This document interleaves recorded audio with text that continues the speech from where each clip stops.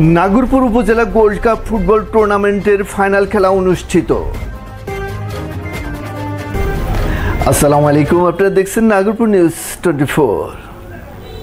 টাঙ্গাইলের নাগরপুরে উপজেলা প্রশাসন গোল্ড কাপ ফুটবল টুর্নামেন্ট 2025 এর ফাইনাল খেলা অনুষ্ঠিত হয়েছে। বৃহস্পতিবার বিকেলে নাগরপুর সরকারি কলেজ মাঠে এক ফাইনাল খেলার আয়োজন করেন নাগরপুর উপজেলা ক্রীড়া সংস্থা। খেলায় পাকুটিয়া ইউনিয়নকে 2-0 গোলে হারিয়ে গয়াটা ইউনিয়ন বিজয় লাভ করে।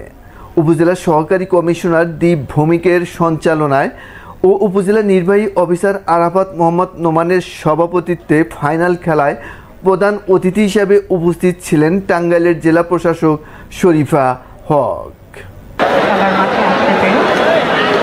সবার জন্য শুভকামনা। আজকে এই ফাইনাল খেলার শুভ ঘোষণা করছি।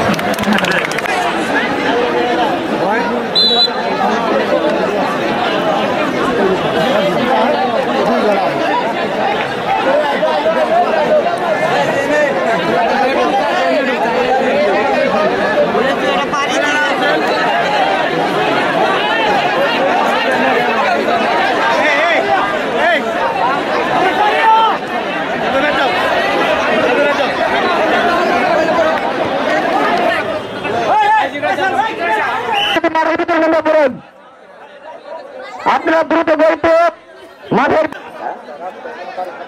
আর রাস্তার মেন রাস্তায় টিম কর্মকর্তাদের বিশেষভাবে অনুরোধ করছি।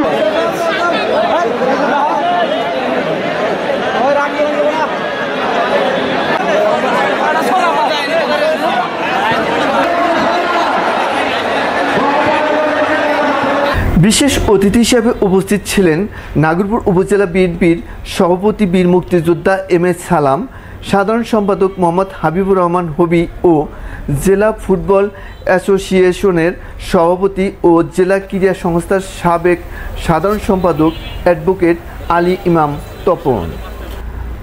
অনুষ্ঠানে আরও উপস্থিত ছিলেন উপজেলা ক্রীড়া সংস্থার সদস্য মিজানুর রহমান লাবলু, জাহিদ হাসান জাহিদ, এরশাদ মিয়া ও রাজীব সহ বিভিন্ন রাজনৈতিক সংগঠনের নেতৃবৃন্দরা।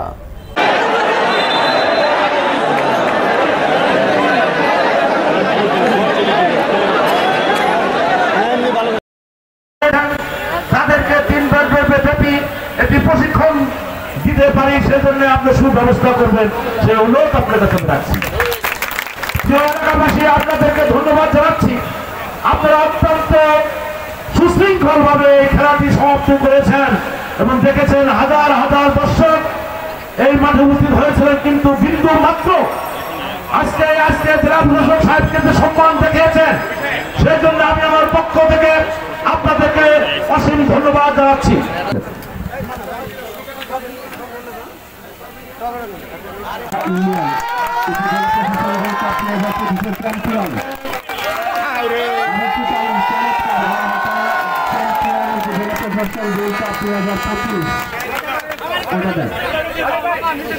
এটা আপনাদের ব্যক্তিগত অফিস আপনারা নিয়ে নেন। এবার প্রাইজ মানি, চ্যাম্পিয়ন টিমের জন্য যে 50,000 টাকা প্রাইজ মানি রয়েছে, সেই প্রাইজ মানি চেকটি গ্রহণ করছে গয়াটা ইউনিয়ন পরিষদ। সবাইকে অসংখ্য ধন্যবাদ এবং এরই সাথে সাথে উপজেলা প্রশাসন গোল্ড কাপ।